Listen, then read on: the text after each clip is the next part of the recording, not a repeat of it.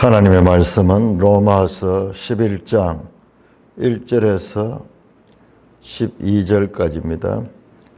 로마서 11장 1절.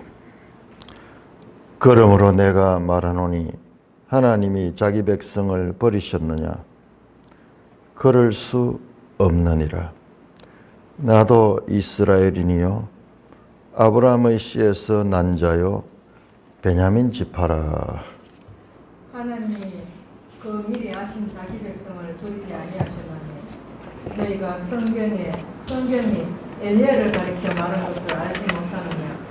그가 이스라엘을 하나님께 고발하되 주여 그들이 주의 선지자들을 죽였으며 주의 제단들을 헐어버렸고 나만 남았는데 내 목숨도 찼나이다 하니.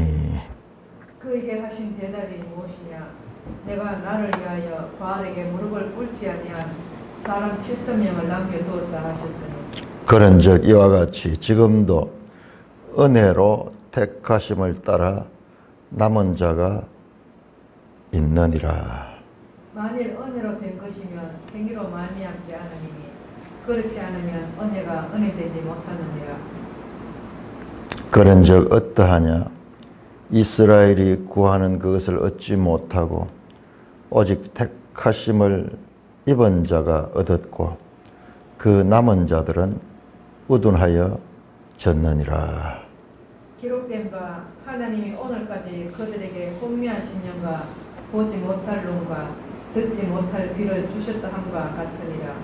또 다윗이 이르되 그들의 밥상이 올무와 덫과 거치는 것과 보응이 되게 하시옵고 그들의 눈은 흐려 보지 못하고 그들의 등은 항상 굳게 하옵소서 하였느니라. 그러므로 내가 말하노니 그들이 넘어지기까지 실족하였느냐? 그럴 수 없느니라. 그들의 넘어짐으로 구원이 이방인에게 이르러 이스라엘로 식이 나게 함이니라. 그들의 넘어짐이 세상의 풍성함이 되며 그들의 실패가 이방인의 풍성함이 되거든 하물며 그들의 충만함이리요. 오 하나님 아버지, 은혜를 감사합니다. 놀라운 하나님의 구속의 경륜을 바르게 깨닫고 전하게 하여 주옵소서. 예수님 이름으로 감사하며 기도드리옵나이다. 아멘. 자, 11장은 전체적으로 이방인을 대상으로 말하고 있습니다. 자, 이방인을 대상으로 말하는 이방인 그리스도인이죠. 로마 교회에 이방인 그리스도인 대상을 두고 말을 하는데 13절 보시면은 13절 내가 이방인인 너에게 말하노라. 그리고 이어지는 내용들도 보면요 이방인을 향하고 있어요. 자, 이 말씀하는 맥락을 잘 잡아야 되는데 우리가 이 로마서를 처음 시작하면서 로마서의 기록 목적을 말씀을 드렸죠.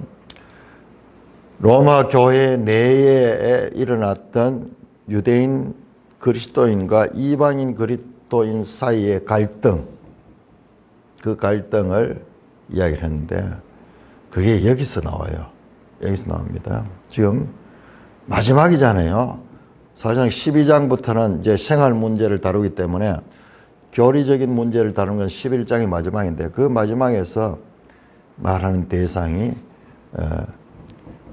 이방인인 너에게 말하노라 13절에 11장 13절에 나오고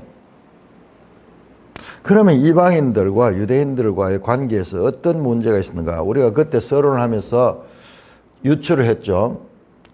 1세기에 AD 50년경에 로마 황제 글라우디우스의 유대인 추방령에 의해서 유대인들이 한 5년 동안 로마에서 다 추방이 됐어. 그래서 AD 50년에서 55년까지는 유대인이 아무도 이 로마에 없었습니다. 그리고 교회에는 말할 것도 없고 유대인 자체가 다 추방이. 한 5년 후에 이들이 돌아왔는데, 그러니까 그 초창기에 5년의 시간이 유대인과 이방인 그리스도인들 간에 문제를 일으키는데, 처음에는 유대인들이 다 지도자가 되어서 로마 교회가 생겨났는데, 그 지도자들이 다 추방이 되어 버리니까는 이제 이방인들로서만 교회가 형성이 되는 거죠.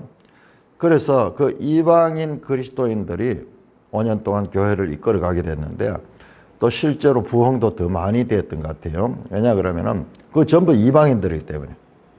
유대인들이 있을 때는 이 종교가 좀 유대인 중심적인 무슨 그런 종교 같이, 근데 그 당시로 유대인은 로마에서 정말 별 볼 일 없는 그런 민족이거든요.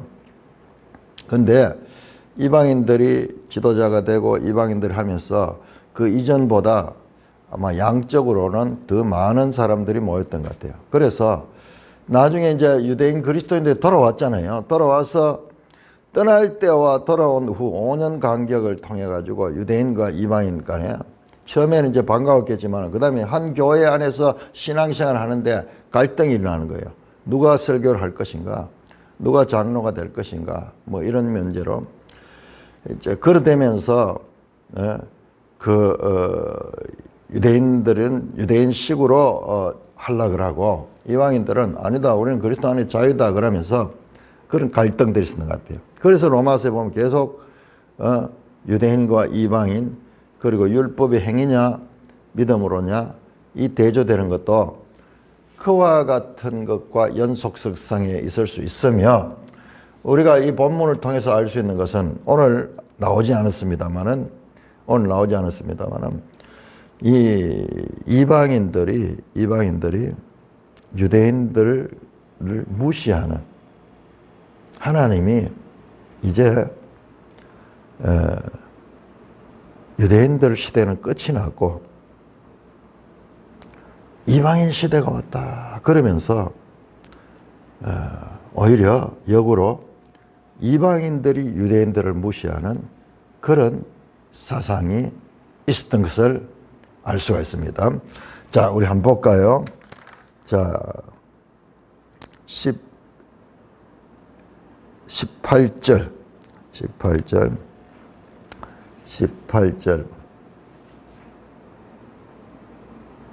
그 가지를 향하여 자랑하지 말라. 자랑할지라도 네가 뿌리를 보존한 것이 아니요 뿌리가 너를 보존한다. 여기서 그 가지들을 향하여 자랑하지 말라 하는 나오는데, 이게 이제 문맥상으로 읽어보면 그 가지들은 유대인이요. 너가 나오죠. 2인칭 단수로 네가 뿌리를 보존한 것이 아니요 뿌리가 너를 보존한다. 그래서 여기서 자랑하는 자가 누구냐? 우리 지난번 성경에 자긍했다 그렇게 표현했는데, 교만한 거예요. 높은 마음을 가지는 거예요. 이게 누구냐 그러면 이게 이방인 그리스도인들을 향하는 거예요. 20절도 보세요. 20절 옳도다. 그들은 믿지 아니함으로 꺾이고, 그들은 유대인들을 가리키고 너는 믿음으로 섰느니라. 이방인들이 높은 마음을 품지 말고 도리어 두려워하라. 높은 마음을 가지고 자랑하는 마음을 가지고 유대인들을 무시하는 거예요. 무시당하면은 사람이 거기에서 분노감이 일어나면서 교회 안에, 한 교회 안에 유대인 그리스도인과 이방인 그리스도 안에 갈등이 있는 거예요. 자, 그것은 14장에 가면은 더 명확하게 드러나요. 이 편지를 쓰는 목적이 바로 이와 같은 교회 안에 서로 간에 차별의식을 가지고 있고 또 무시하고 무시당하는 그런 요소들이 있었기 때문에 바울이 이 편지를 쓰면서 그런 부분을 지적하고 있는 것이 로마서를 쓴 기록 동기 가운데 아주 중요하고 그것뿐만 아니라 이제 뒤에 보면은 이 로마 교회가 바울의 마지막 그 스바나 스페인 이 전도를 하는데 도움을 달라고 하는 그런 요청도 구체적으로 뒤에 나오는 거죠. 자, 그래서 이제 우리가 서론에서 봤던 로마서를 쓰는 배경 가운데서 아주 중요한 것이 유대인과 이방인 교회의 유대인 그리스도인들과 이방인 그리스도인들이 교회 안에서의 갈등, 아마 나중에는 유대인들을 따로 모이고 이방인을 따로 모였을 거예요. 그러면서 교회 안에 분열이 났을 거예요. 이거는 하나님 뜻이 아니다. 정상적인 게 아니다. 우리는 그리스도 안에서 하나다. 그러므로 남을 나보다 더 존중하게 여기고 한 하나님, 한 교회를 섬겨라. 이와 같은 가르침이 이 편지를 쓰게 되는 배경이 되었을 수도 있다. 그러면서 동시에 하나님이 왜 먼저 유대인들에게 복음을 전했으며, 복음이라기보다 복음이죠. 일종 그 아브라함을 부를 때 그게 복음이에요. 믿음으로 말미암아 구원을 얻는 거예요. 나중에 이제 그로부터 한 500년 후에 모세 시대에 율법이 들어왔는 거고, 그리고 예수 그리스도 시대에 다시 복음이 들어옵니다. 사실은 복음과 율법은 분리되는 게 아니에요. 율법은 중간에 복음보다 역사가 짧고, 그 다음에 중간에 개입되어 있는 거고, 그리고 한시적인 거고, 결과적으로 복음을 위한 거예요. 율법이 이 복음 대신에 우리가 그리스도를 넣어도 돼요. 또는 믿음을 넣어도 돼요. 믿음. 하나님의 의를 넣어도 됩니다. 자, 우리가 이 단어상에 복음, 믿음으로 말미암는 의를 줄여가지고 믿음이라고 합니다. 믿음. 그 다음에 이게 언약이라고도 할 수 있고, 이게 그리스도예요. 그리스도. 전부 같이 연결되니까는. 그러니까는 이 복음은 뭐냐 그러면은 하나님이 이 구원하시겠다는 거예요. 하나님이 하나님의 백성들을 불러가지고 구원하시겠다는 거예요. 이게 복음의 기쁜 소식이잖아요. 그럼 아브라함 때 이미 그게 있었던 거예요. 그런데 중간에 율법은 모세 시대에, 그리고 그리스도가 오실 때까지 율법은 시간적으로 보면 1500년, BC 1500년에서 AD 그리스도 십자가에서 완성했다 그러면 30년까지, 그 이전에 하며 믿음으로 구원을 얻는 거예요. 그리고 이 이후에도 믿음으로 구원을 얻는 거예요. 언뜻 눈앞의 현실을 보면은 이게 크게 보이니까 이게 가까운 역사이기 때문에. 그러나 하나님의 원래 뜻은 여기서부터 출발되고 이것은 중간에 개입된 것이다. 그러면 이게 왜 존재하느냐? 이게 왜 존재해가지고 헷갈리게 하느냐? 여기 하나님의 한목적적인 뜻이 있어요. 그 가운데 하나가 죄를 깨닫게 하는 거예요.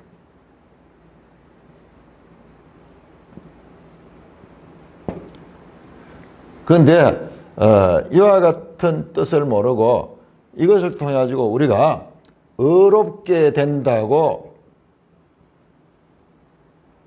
믿는 거예요. 이게 유대인들이. 자, 의롭게 됩니다. 이 율법을 온전히 지키면 의롭게 되지만은, 갈라디아서 보면 나옵니다. 율법을 예를 들어서 10계명 같으면 10계명은 900계명까지 다 지켰더라도 한 계명만 어기게 되면 율법을 다 어기게 되는 거예요. 그러니까 율법의 이 모든 것을 의롭게 되는 것은, 이것은 하나님 말씀이기 때문에 맞지만은, 그러나 죄인들은 의롭게 될 수 없는 거예요. 죄인들이. 그래서 죄가 깨달아진 거야. 내가 죄인이기 때문에. 율법이 나빠서 그런 게 아니라, 계속 그 이야기를 하죠. 7장에서도. 율법이 그러면 잘못된 것이냐? 그렇지 않다. 율법은 하나님의 뜻이다. 그럼 뭐냐? 결과적으로 율법 문제를 다루다 보면, 율법도 거룩하고 신령한데 내가 죄인이라서 문제가 되는구나. 그게 로마서 7장이에요. 그래서 이스라엘은 이 율법에 대한 이해를 이 작구적으로는 이해를 했지만은 율법을 주신 하나님의 목적에 대해서는 이해하지 못했는 거예요. 그래서 반대로 죄를 깨닫게 함으로 준 이 율법이 오히려 의롭게 된다는 것으로 바뀌게 되면서 자신들은 믿음이 필요 없고 계속 의로운 존재라고 생각을 가지게 되는 거예요. 그래서 이스라엘이 하나님의 구원에서 멀어지게 된 것입니다. 자, 그래서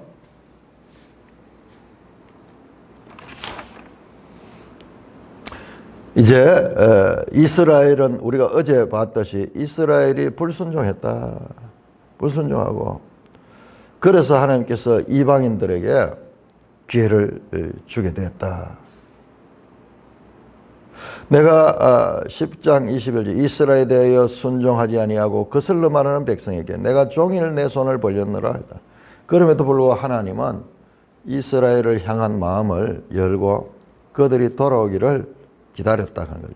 그러므로 오늘 11장은 앞의 내용을 이어받아서 그러므로 내가 말하노니 중요한 말을 하려고 합니다. 하나님이 자기 백성을 버리셨느냐. 이 말은요.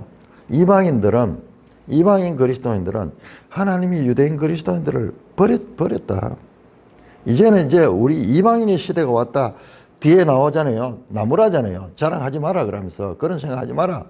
높은 마음을 가지지 마라. 그렇지 않다. 설명하는 게 10장 전체, 11장 전체가 그게 아니다 하는 거예요.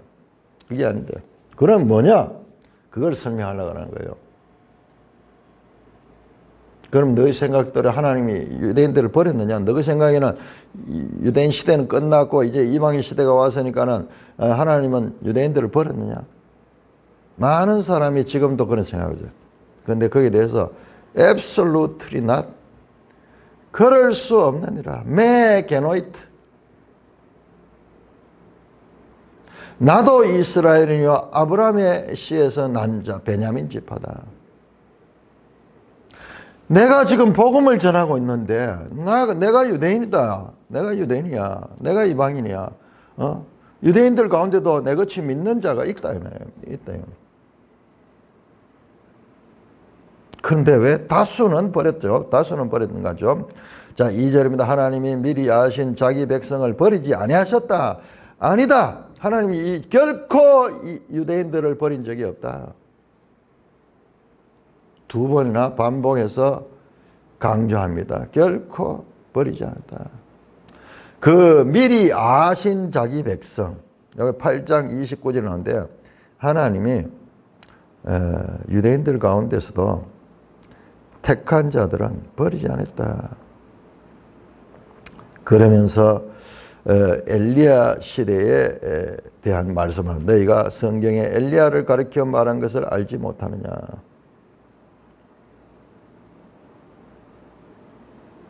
엘리야는 열왕기상 19장 1절에서 18절까지 나오는 내용 가운데서 이스라엘의 아합 왕시대에 활동했던 북이스라엘의 아합 왕시대에 활동했던 선지자가 엘리야잖아요. 그때 아합 왕이 선지자를 칼로 죽이고 박해를 했어요. 박해. 그때 그 아합의 아내 이세벨, 가나안 여인이죠. 이방 여인이죠. 이방 여인이 평소에 엘리야 선지자에 대해서 아주 악감정을 가지고 있다가 이때 엘리야를 죽이겠다고 위협합니다. 바로 직전에 엘리야는 바알 선지자들과 대결을 벌여가지고 거기서 승리를 했죠. 1대 백몇 명인가 몇백 명과 대결을 해가지고 승리를 했습니다만은 그러나 그 이후에 두려움에 사로잡혀가지고 40일 동안 도망해가지고 지금 호렙산 호렙산으로 갔습니다. 그 시내산 율법을 준 곳이죠. 거기 가서 지친 가운데서 그가 이렇게 이스라엘을 고발했다. 2절입니다. 그 미리 하신 자기 백성을 버리지 않으셨느니 성경이 엘리야를 가리켜 말한 것을 알지 못하냐. 그가 이스라엘을 하나님께 고발했다. 자, 그가 이스라엘을 하나님께 고발했다. 자기를 죽이려고 하는, 이스라엘을 죽이려고 하는, 그 당시는 북왕국이죠. 북왕국 이스라엘을 하나님께 고발했다. 주여, 3절입니다. 그들이 주의 선지자들을 죽였으며 주의 제단들을 헐어버리고 나만 남았는데 내 목숨도 찾습니다. 하나님, 이스라엘이 이렇게 악합니다. 지금 이 상황이 사도 바울과 한번 비교해 보세요. 사도 바울도 지금 이런 상황이잖아요. 사도 바울도 동족 이스라엘로부터 많은 박해를 받고 있어요. 그래서 예루살렘에 돌아가면은 바울을 죽이려고 하는 사람들이 수두룩하게 있고, 심지어는 사도행전 보면은 특공대가 준비돼 가지고 바울을 없애려고, 암살하려고 그런 열심을 가진 무리들도 있었던 거예요. 바울도 믿음으로 살았지만은 때때로는 두려움에 휩쓸리기도 했을 거예요. 지금 엘리야가 그런 경우거든요. 믿음으로 놀라운 하나님 역사를 했지만은, 그러나 그 이세벨의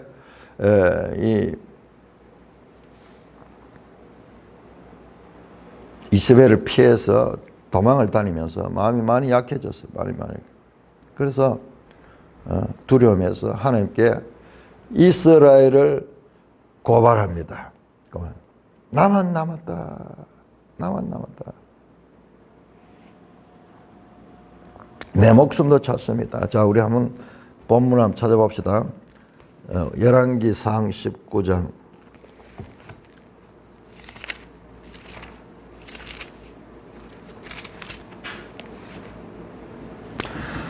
열왕기상 19장 10절.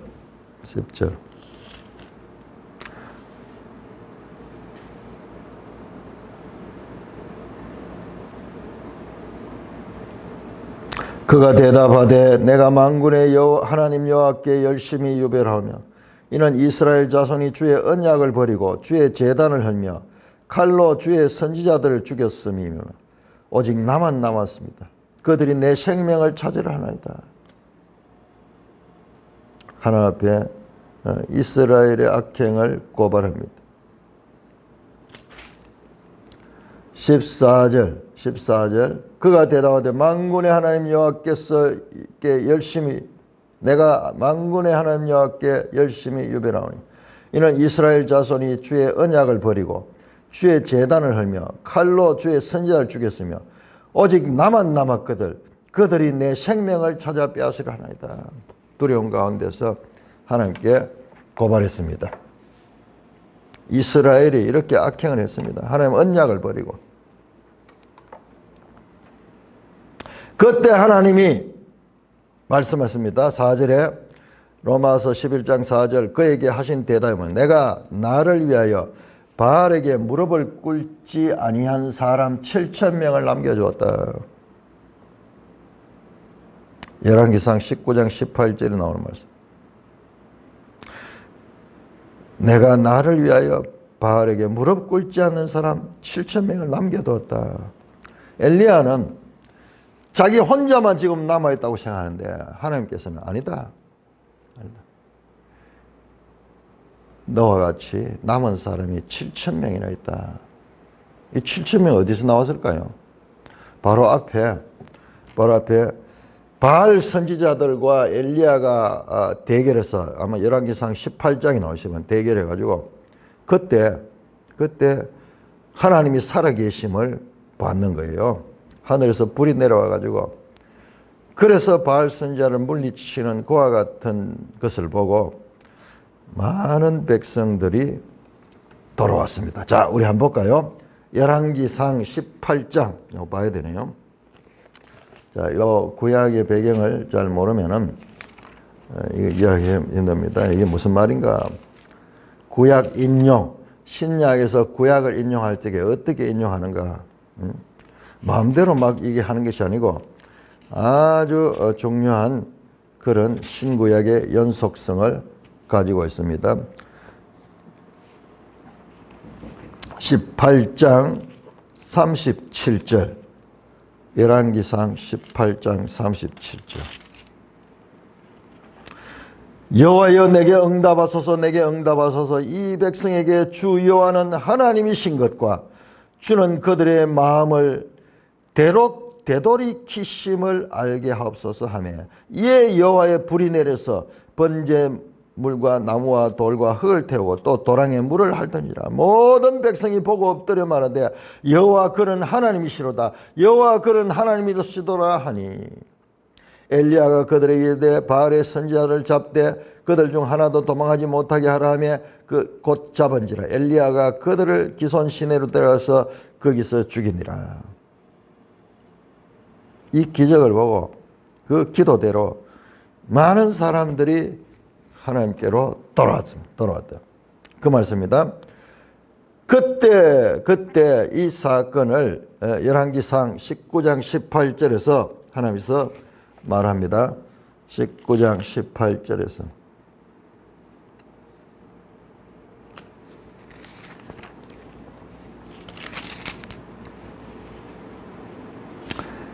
그러나 내가 이스라엘 가운데 7,000명을 남기리니 다 바알에게 무릎을 꿇지 아니하고 다 바알에게 입 맞추지 아니한 자다. 엘리야는 자기 혼자만 남았다 생각했는데 7,000명이 남아있다는 거예요. 이 하나님이 하시는 관점은 우리와 다릅니다. 우리가 주위에 본다 하는 게, 우리는 세상을 볼 때 항상 내 중심으로 내 주위에 몇 사람,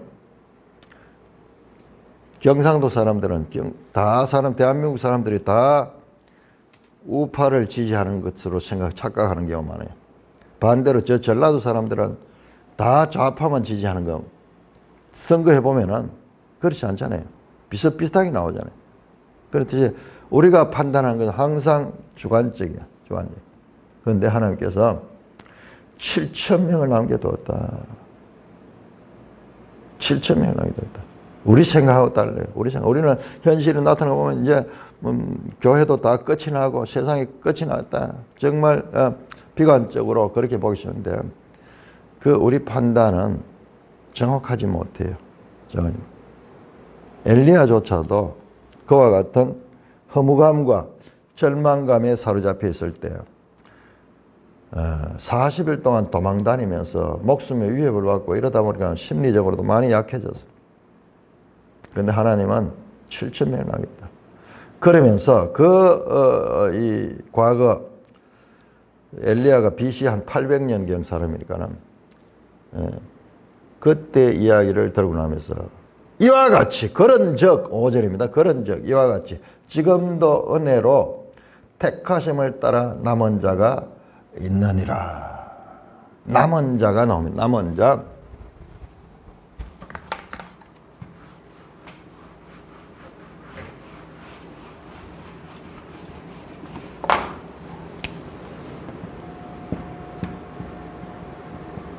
지금도 엘리야 시대도 그랬듯이 지금도 무엇으로? 은혜로 택하심을 따라. 11장 2절 보세요. 하나님이 미리 아신 자기 백성을 버리지 아니하셨다. 연결됩니다. 지금도 은혜로, 미리 아신 자가 하나님의 은혜로 불렀는 거죠. 어떤 그 사람의 행위나 그 사람의 조건이 아니라 무조건적으로 하나님이 택한, 미리 아신 그 백성을 버리지 않았다. 지금도 마찬가지로 지금도 은혜로 택하심을 따라 남은 자가 있다. 그 남은 자는 어떻게 만들어지냐? 6절에 만일 은혜로 된 것이면 행위로 말미암지 않으며 그렇지 않으면 은혜가 은혜되지 못한다. 철저하게 은혜를 강조합니다. 이 남은 자는 하나님의 은혜로 된 것이다. 이 말은 행위가 아니다. 행위가 아니고 은혜로 된 것이다. 이걸 강조해요. 이게 바울 신학의 핵심 메시지죠. 여기 행위라는 말은 사람으로 바꿀 수 있어요. 사람으로. 그러면은요, 이게 무슨 말이냐면 사람으로 할 수 있는 것이 아니고 하나님으로 할 수 있다는 말씀이에요. 제가 늘 하는 구약 성경의 핵심, 구약 성경을 추리면은 이 말이는 사람으로 할 수 없고 하나님으로 할 수 있다. 행위로 할 수 있는 것이 아니라 일체 이거 없다. 100% 은혜로 된다. 거기 은혜라는 단어가 연속해서 5번이나 나오고 있습니다. 5절에 지금도 은혜로 택하심을 따라 남은 자가 있다. 만일 은혜로 된 것이면 행위로 말미암아 그렇지 않으면 은혜가 은혜되지 못한다. 철저하게 은혜가 은혜되기 여기 이것이 조금이라도 여기 들어가면은 0.001% 들어가면 안 돼. 철저하게 이것은 은혜 속에는 행위가 개입될 수 없습니다. 이게 바울 신학의 핵심이고 이게 우리 개혁주의 신학의 핵심입니다. 그래서 솔라 그라티아 라틴어로 솔라 그래 오직 은혜로 구원은 오직 은혜로 오직 믿음으로 오직 그리스도로 오직 성경으로 알라 오직이라는 말이 그렇게 많이 나오는 거예요. 성경에는 왜? 바로 이와 같은 세상에는 그렇지 않아요. 세상은 전부 다 행위들과 뭔가 이렇게 연합해가지고 그렇게 되어가는데 기독교 신앙은 오직 하나님의 은혜로요. 출발부터 하나님이 주권자, 하나님이 주권이야. 이게 세상의 다른 모든 것들과 확연하게 구별되는 것이 바로 이거예요. 그런데 교회 안에 이 오직이 빠져버리고 그냥 이렇게 혼합되는 이건 교회가 아니에요. 그건 소금이 맛을 잃은 것이고 그것은 아무 의미 없는 거예요. 오직 은혜다.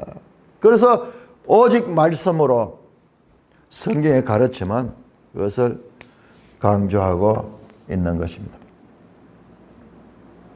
이스라엘은 절망적인 상황이었지만 하나님은 은혜로 남은 자를 보존하고 있다는 것을 말씀하며 지금 이 시대 그 당시에 아합 왕 시대에 엘리야가 그랬듯이 그리고 그때도 7,000명이나 남은 자 있을 때야. 지금 현재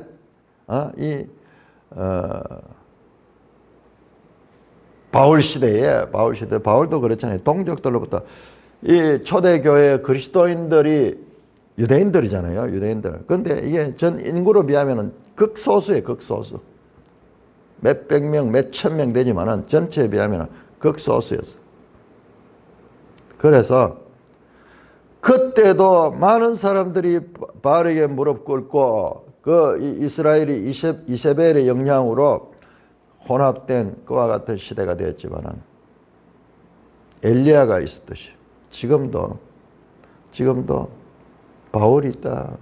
뿐만 아니라 택하심을 따라 남은 바울과 더불어서 함께 동력한 동력자들 그 교회들 유대인 교회들이 있다. 마찬가지로 지금도 은혜로 이것은 은혜로 된 것이다. 은혜의 원리와 행위의 원리는 대립됩니다. 그래서 철저하게 이 은혜고 솔라그라티아 여기에 사람의 행위가 플러스 되면은 그것은 기독교가 아니에요. 기독교는 철저하게 하나님의 주권, 이 같은 말이에요. 오직 하나님의 주권으로 하나님이 미리 하시고. 그러면 우리 편에서는 이해 안 되는 게 많이 있어요. 그러면 뭐냐? 우리는 뭐냐? 자, 그런 것들은 아주 초보적인 그런 질문인데 그런 것들은 이 안에서 이 큰 원리 안에서 우리는 이런 식으로 생각해 본 적이 없기 때문에 성경의 가르침을 받으면은 우리가 충격받고 아니야 저게 뭔가 더 해야 돼 그게 불신이고요. 그게 마귀의 사상이에요. 구속사에 있어가지고 이스라엘의 중요성은 결코 줄어들지 않았다고 말합니다. 그렇지만은 이스라엘이 자기들의 행위나 자기들의 어떤 그 특권 이런 거로 인해서 구원을 받는 것은 아니다 하는 것은 로마서가 계속 말하잖아요. 유대인이나 이방인은 똑같다 그런 면에서 조건은 똑같다. 그들이 율법을 가졌고 그들이 할례를 받았고 그들이 뭐 그 조상들을 믿음의 조상들을 가졌고 그거하고 아무 상관없다. 그거는 하나의 이 하나님께서 선택해서 우선적으로 준 특권이지만은 그러나 그거하고 구원과는 관계없다. 오직 구원은 하나님의 은혜에 의해서 된다. 계속 지금까지 강조해왔던 말씀이 여기에서 다시 확정되고 있는 것입니다. 자, 그러면서 이제 7절에 들어갑니다. 그런즉 어떠하냐? 그러면 뭐 도대체 왜 되는 겁니까? 자, 은혜는 절대적 하나님의 주권적 자유입니다. 자유입니다. 은혜에 조금이라도 사람의 행위가 들면 은혜가 은혜 되지 못합니다. 은혜가 은혜 되지 못해요. 이거를 우리가 분명히 해야 돼. 이게 우리 신앙의 제일 중요한 부분입니다. 은혜는 하나님의 자유. 사람의 어떤 그 행위가 조금이라도 영향을 끼칠 수 없는 절대적 하나님의 자유다. 그게 은혜다. 이게 은혜란 말이 그걸 강조하는 은혜가 6절 은혜로 된 것이면 행위로 말미암지 그렇지 않으면 은혜가 은혜 되지 못한 자. 자, 그런 적 어떠하냐? 이스라엘이 구하는 것을 얻지 못하고 오직 택하심을 얻은 자가 얻었고 그 남은 자들은 우둔했다. 자, 이 말에서 뭐냐? 그러면 7절은요. 이스라엘이 구하는 것을 얻지 못하였고 오직 택하심을 얻은 자. 자, 이스라엘 가운데서 자기들이 하나님 앞에 얼마나 열심히 있습니까? 자기들이 하나님께 구원을 받겠다 하는 그 열심은 있었지만은 그것은 얻지 못해. 얻지 못해. 그러면은 오직 택하심을 입은 자가 얻었고 그 남은 자들은 우둔해. 자, 여기서 남은 자라는 단어가 5절에도 나오고 7절에 나오는데 의미가 정반대입니다. 정반대예요. 자, 5절에는 은혜로 택하심을 받아 남은 자고 지금 7절에서는 남은 자는 택하심을 받지 못한 자예요. 그리고 우둔한 자예요. 우둔한 자. 로이포이, 레임마 단어가 조금 달라요. 그래서 어떤 경우에는 이걸 갖다 나머지라고 그렇게 표현하는데요. 구별해줘요. 근데 우리 단어가 똑같은 게 돼가지고 지금 헷갈리게 돼 있는데 아니에요. 7절과 5절은 정반대입니다. 이스라엘이 구하는 것을 오직 택하심을 입은 자. 이스라엘 가운데서 택하심을 입은 자. 바울을 필두로 해가지고 12 제자들과 그리고 초대교회에 이 성도들이 있었죠. 그들은 되고 오히려 그 나머지는 율법을 의지하고 일하는 그 나머지는 우둔해졌다. 우리 지난번 성경에서는요. 이것이 강팍해졌다 또는 완악해졌다 그런 표현으로 많이 나왔던 것 같은 단어예요. 택하심을 입은 자들, 유대인들 가운데 택하심을 입은 남은 자들이 있고 반대로 택하심을 입지 못한 그와 같은 마음이 우둔해진 남은 자들이 있다. 자, 이스라엘 안에 두 종류가 있으면 하나는 하나님의 은혜로 택하심을 얻은 남은 자, 바울을 비롯하여 12 제자들 그리고 많은 초대교회 그리스도인들 소수입니다. 전체로 비하면 소수인데 그리고 나머지는 다 어떻게 되었느냐? 마음이 우둔해진 남은 자들.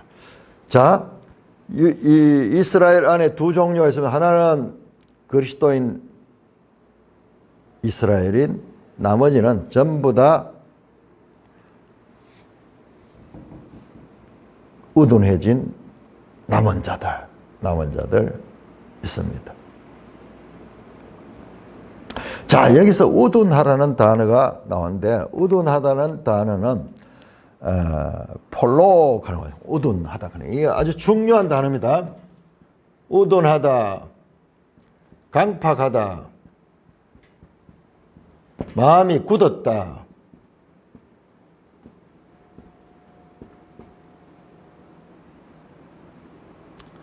폴로 강임. 폴로 가는 것인데, 이 말씀은요, 이 말씀은 항상 뭐하고 나오냐 그러면요, 뭐하고 나오냐 그러면, 대조입니다, 대조. 이 우둔함과 대조가 할례받음. 마음의 할례를 받다. 자, 마음의 할례를 받지 않는 상태는 이와 같은 거예요. 이게 그 남자의 성기에 할례 받는 건 성기의 표피를 자르는 거거든요. 잘라내는 거거든요. 그런데 이 할례 받지 않는 상태는 덮여 있어. 덮여 있는 상태로. 그래서 이 비유가 항상 이 단어와 연결됩니다. 그래서 구약 성경 보면은 이렇게 이야기를 합니다. 이스라엘은 마음의 할례를 받지 못했고 이방인들은 육신의 할례를 받지 못했다. 이스라엘은 육신의 할례를 받았지만은 마음의 할례를 받지 못하고 이방인들은 육신의 할례를 받지 못했다. 그 에레미야서 보면 그런 대조가 많이 나와요. 궁극적으로 이 할례의 목적은 마음의 할례와 연결돼 있어요.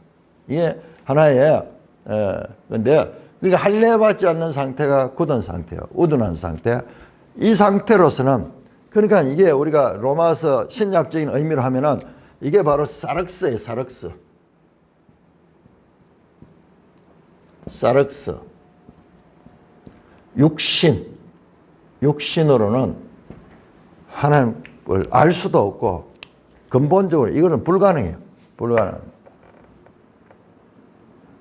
그러면서 나오잖아요. 8절 말씀 기록된 바 이게 바로 신명기 29장 4절이 신명기 29장 4절 기록된 바 하나님이 오늘까지 그들에게 혼미한 심령과 보지 못할 눈과 듣지 못할 귀를 주셨다 함과 같으니라.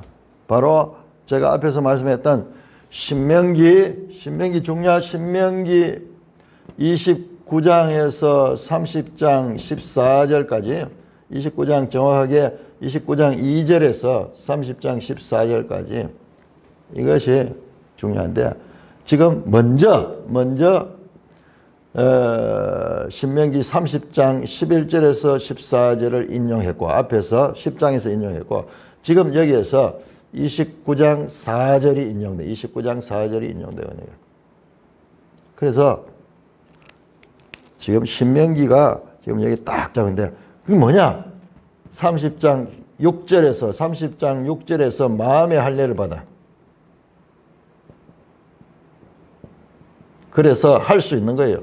그래서 할 수 있었습니다. 앞에 나왔죠.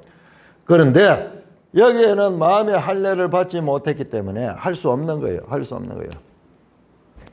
깨닫는 마음과 듣는 귀와 그리고 보는 눈을 하나님께서 주지 않았다. 신명기 29장 4절에 자 29장 4절을 인용한데 조금 달라요. 어떻게 다르냐 보세요. 자 우리 한번 찾아볼까요? 신명기 29장 4절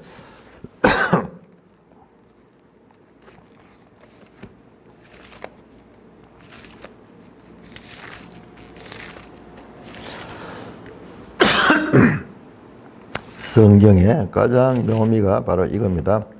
신명기 29장 4절 보세요. 그러나 깨닫는 마음과 보는 눈과 듣는 귀는 오늘까지 여호와께서 너에게 주지 않았다. 하나님이 주지 않았다. 그렇게 되어 있죠. 여기는 보세요. 로마서 11장 8절은 하나님이 오늘까지 그들에게 혼미한 심령과 보지 못할 눈과 듣지 못할 귀를 주셨다. 로마서는 아주 적극적으로 표현돼요. 하나님이 주셨다. 그렇게 보지 못하도록 주셨다. 여기 신명기는 볼 수 있는 그런 마음과 눈과 귀를 주지 않았다. 좀 소극적이죠. 소극적인데 로마서는 적극적으로 하나님이 그렇게 했기 때문에 그들이 보지 못하고 듣지 못하고 깨닫지 못했다. 그렇게 말씀을 하고 있습니다. 그런데 바울이 조금 다르죠. 지금 깨닫는 마음 가는 말은 없고 여기에는 로마서 11장 8절 혼미한 심령이라고 그러거든요. 혼미한 심령. 자, 이 혼미한 심령이라는 것은 이게 이사야 29장 10절에 나오는 그런 말씀이에요. 이사야도 이 말씀이 여러 번 나오죠. 눈이 있어도 보지 못하고 귀가 있어도 듣지 못하고.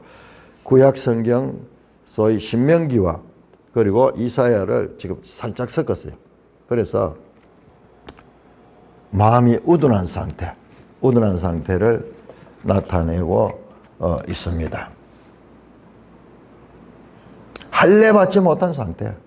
그러니까 신명기 30장 6절에 보면은 마음의 할례를 이야기를 하는데 지금 여기는 할례 받지 못한 상태를 이야기하고 있는 거죠.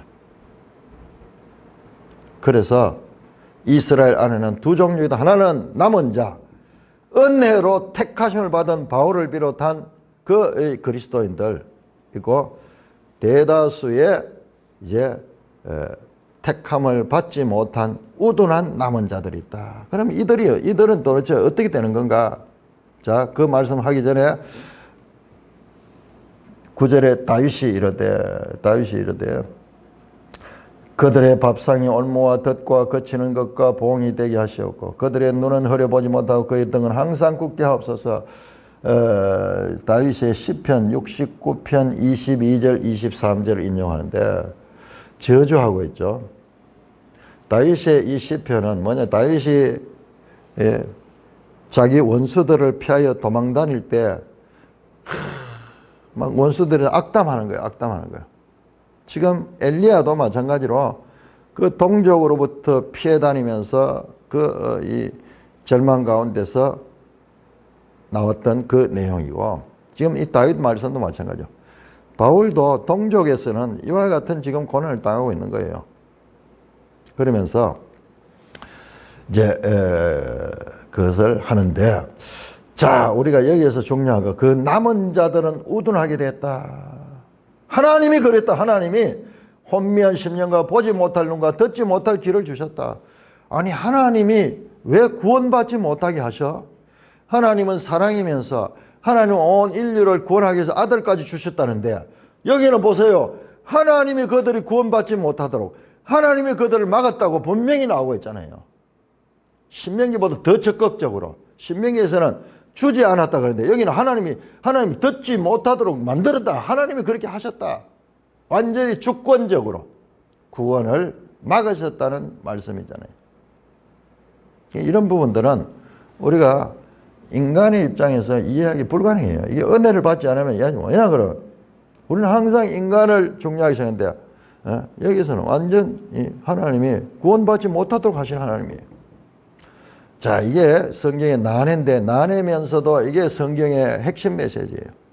자, 칼빈 같은 경우에 이런 경우를 어떻게 했나 하면 이게 창세전에 이 사람들은 이미 구원에서 멀어진 자다. 그래서 이걸 갖다가 유기교래. 버렸다 하는 거예요. 버렸다. 유기했다 하면서 유기교리로 이야기를 하는데 문제가 있습니다. 그 문제 칼빈도 그런 면에서는 문제가 있어요. 유기교리로 그렇게 했고 하면 창세전에 택할 자와 이 은혜로 구원받을 자와 구원받지 못할 자가 하면 결정됐다. 그건 성경적인 하나님의 예정 맞습니다. 그런데 그것이 그렇게 쉽지 않아요. 그렇게 쉽지 않습니다. 자, 유기교리로 그렇게 봤는데 그래서 이들은 영원히 멸망받을 수밖에 없다. 그러면 뭐냐 도대체 사람은. 하나님이 그렇게 만들어 놓고 하나님이 그렇게 만들어 놨는데. 그래서 이거를 하나님이 유기교리로 그렇게 해석하는데 자, 그 해석에 조금 문제가 있는 것이 자, 25절 보세요. 25절 11장 25절 우둔하게 된 목적이 나와요. 형제들아, 지금 여기 형제들은 로마의 이방인 그리스도인들을 향해서 말합니다. 너희가 스스로 지혜했다면서 이 신비를 너희가 모르기를 내가 원치 않으냐. 이 신비는 뭐냐? 이방인의 충만한 수가 들어오기까지 이스라엘의 들어는 우둔하게 됐다. 이스라엘 전체가 아니고 이스라엘 일부는 우둔하게 됐다. 하나님이 창세전에 그들을 유기해서 버리기 위해서 그들을 작정해 놓은 것이 아니라 그들의 우둔하게 됨이 오히려 이방인들을 구원하게 하는 그와 같은 하나님의 뜻 가운데서, 하나님의 지혜 가운데서 나왔다는 말씀을 하고 있는 거예요. 하고 있는 겁니다. 자, 여기에 지금 11장의 핵심이 그겁니다. 그러므로 마음이 우둔해진 이 자들도 지금 하나님 뜻 가운데서 하나님의 구원 역사에 동참하고 있는 거예요. 구원 역사에 동참. 우리로서는 도저히 이해할 수 없죠. 그래서 이게 비밀이에요. 하나님이 우리가 이해할 수 있는 우리와 똑같은 수준이면 하나님이 하나님 아니에요. 하나님이 우리로서는 믿음이 아니면 받아들일 수 없는 그와 같은 하나님의 뜻이 지금 나타나고 있는 거예요. 자, 그래서 다시 두 번째 질문합니다. 논리적으로 이제 1절에서 질문했죠. 자기 백성을 버릴 수 없다. 버릴 수 없다. 우둔해졌지만은 우둔했다고 해도 버린 건 아니야. 자, 11절 다시 이 두 번째 질문이요. 그러므로 내가 말하는 그들이 넘어지기까지 실종했느냐? 그럴 수 없다. 그럴 수 없다. 완전히 넘어져서 그들이 버려졌느냐? 그렇지 아니다. 하나님은 결코 그렇게 하시는 분이 아니다. 그들의 넘어짐으로 구원이 이방인에게로 이르러 이스라엘로 시기나게 합니다. 그들이 넘어졌기 때문에 구원의 물꼬가 이방인들을 갖다 로마 이방인 그리스도인들 여러분들은 유대인들을 넘어지게 함으로 말미암아 당신들에게 구원을 가게 했던 물꼬가 유대인들이 여기에 물꼬가 막혀 있었다 그러면 유대인들로 장벽이 있었다 그러면 그 유대인들이 넘어짐으로 말미암아 그 물꼬가 이방인대로 흘러나가게 되었다. 그런데 그것도 하나님 하셨다. 그 목적이 뭐냐? 그들의 넘어짐으로 구원이 이방인에 이르러서 너희가 지금 교회 안에 있는 거야. 그러면은 그 이후에 하나님 뜻이 있다. 그 이후에는 이방인들이 구원을 받는 걸 보고 자극을 받고 시기심 이게 지금 핵심 단어예요. 시기했다 하는 말이 여러 군데서 나옵니다. 9절에서 나왔고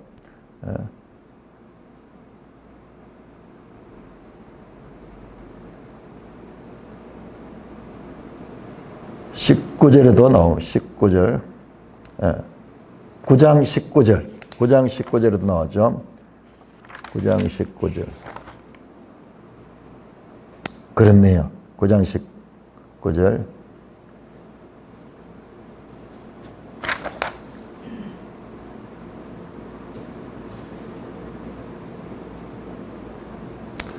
구장 19절이 아니고 신명기에 나오죠. 신명기. 자, 우리 한번 봅시다.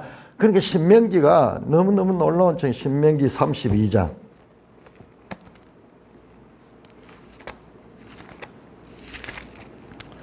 신명기 32장.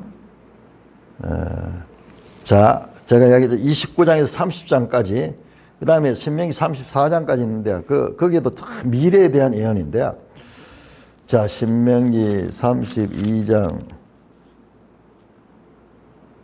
21절 그들이 하나님이 아닌 것으로 내 질투를 일으키며 허무한 것으로 내 진노를 일으켰으니 나도 백성이 아닌 자로 그들에게 시기가 나게 하여 어리석은 백성으로 그들의 분노를 일으키로다. 신명기에 이미 나와 있어요. 신명기. 그들이 하나님께 불순종했기 때문에 하나님께서는 그들에게 시기가 나게 다른 민족들을 하나님이 사랑함으로 말미암아 질투심이 일어나듯이 질투심이 일어나요. 참 묘한 표현인데요. 하나님은 자신을 질투하는 하나님이에요. 질투하는 하나님이에요. 그 질투하시는 하나님이 유대인들을 질투하게 해가지고 그들을 구원하고자 하는 것이 하나님의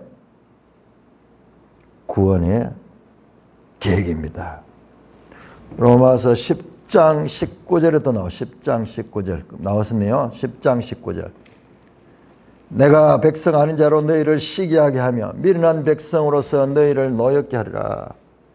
자, 하나님이 이스라엘을 넘어지게 하고, 그래서 이방인들이 이 교회에 들어오고 이방인들이 하나님의 사랑을 받고 그 하나님의 구원에 참여하게 될 적에 유대인들은 나중에 그것을 보고 시기하는 거예요. 시기하는 거예요. 그래서 12절입니다. 그들의 넘어짐이 세상의 풍성함이 되며 그들의 실패가 이방인의 풍성함이 되며 하물며 그들의 충만함이요. 사실상 이제 11절부터 32절까지가 이제 마지막 11장에서 마지막 부분인데 이게 전부 연결되어 있어요. 1차적으로 자, 대조를 합니다. 유대인의 실패는 이방인의 기회가 되었어. 그러면 끝이냐? 끝이 아니에요. 하나님은 그들의 넘어짐이 세상의 풍성이야. 유대인들이 하나님의 구원에서 탈락되니까는 그 일을 통해서 이방인들이 완전히 이 하나님의 은혜 안에 들어오게 되었어. 세상이 풍성하게 돼서. 그런데 그들의 실패가 이방인의 풍성하게 돼요. 같은 말이죠. 그들의 넘어짐, 그들의 실패, 세상의 풍성함, 이방인의 풍성. 여기서 세상은 유대인 아닌 이방인을 가리키는 거죠. 복이 됐잖아요. 결과적으로는 유대인이 실패가 이방인들에게 복이 됐잖아요. 자, 그런데 끝이 아니고 하물며 much more, 이게 바로 마태복음에서 나오던 제가 그 강조했던 그 말씀 하물며 영법, 말론 하물며.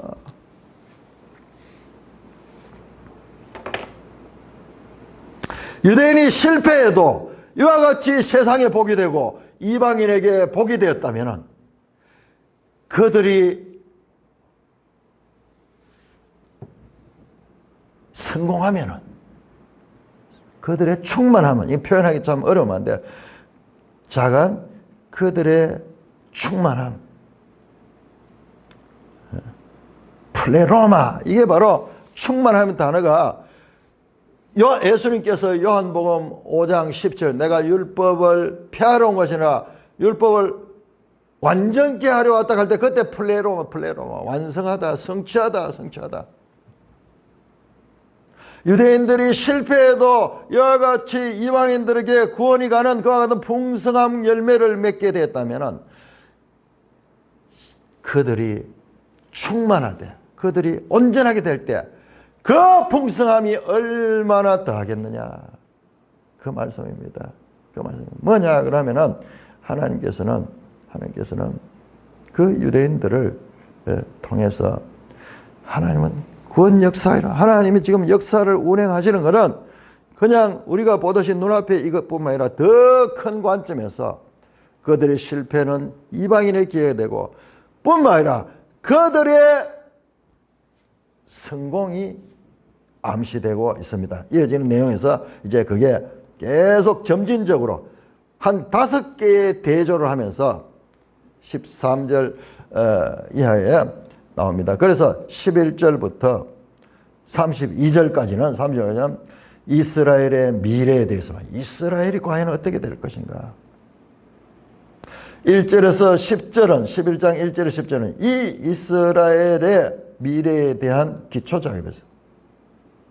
이스라엘 안에는 은혜로 남은 자가 있고, 5절에 그 다음에 나머지 택하심을 받지 못한 남은 자, 이스라엘 두 무리가 있는데, 자, 이들은 그렇게 구원을 받았다 치고, 그러면 나머지는 어떻게 될 것인가, 그 부분을 집중적으로 다루는 것이 이제 11절에서 32절까지입니다. 이게 클라이막스예요.